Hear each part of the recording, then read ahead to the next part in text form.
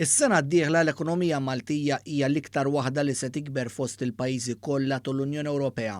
Dan ħareġ mit-tbassir ekonomiku li ħarġet il-Kummissjoni Ewropea fil-ħarifa li nnota wkoll li sa nofs is-sena d-dieħla l-ekonomija Maltija istmata li se tkun fil-livell ta' qabel il-pandemija.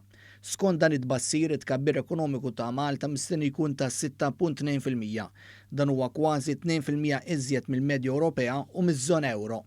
Pajjiżi bħall-Ġermanja, Ċipru, l-Olanda u l-Finlandja l-ekonomija tagħhom se tikber ferm binqas minn Malta bl-aħħar żewġ pajjiżi, it-tkabbir ekonomiku huwa n-nofs jew inqas min-nofs ta' dak ta' pajjiżna. L-esperti tal-Kummissjoni Ewropea jistmaw ukoll li għas-sena ta' wara, jiġifieri fl-2023, pajjiżna se jkollu wkoll l-aktar tkabbir ekonomiku fiż-żona euro u fl-2023 stmat li taqbiżna biss ir-Rumanija. Skont dan l-istudju din is-sena l-ekonomija ta' Malta hija mistennija li tikber b'5% li huwa eżatt mal-medja Ewropea u ogħla minn pajjiżi kbar bħall-Ġermanja, l-Iżvezja u Spanja. L-istudju tal-Kummissjoni Ewropea nnota wkoll ir-rata tal-qatt f'pajjiżna se tonqos kull sena.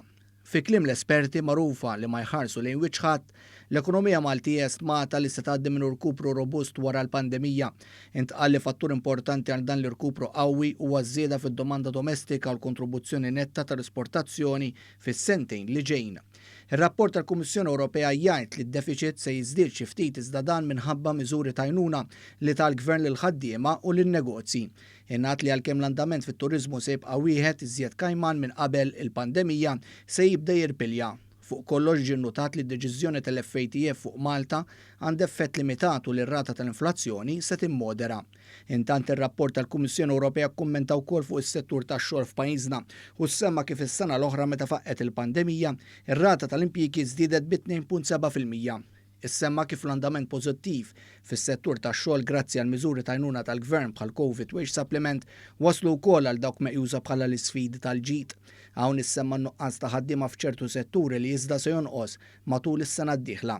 Intant brabta ma' dan it-tbassir ekonomiku pożittiv għal Malta, fuq Twitter il-Prim Ministru Robert Abela qal li bl-ekonomija lura f'qagħda tajba flimkien nistgħu nibnu prosperità ġdida.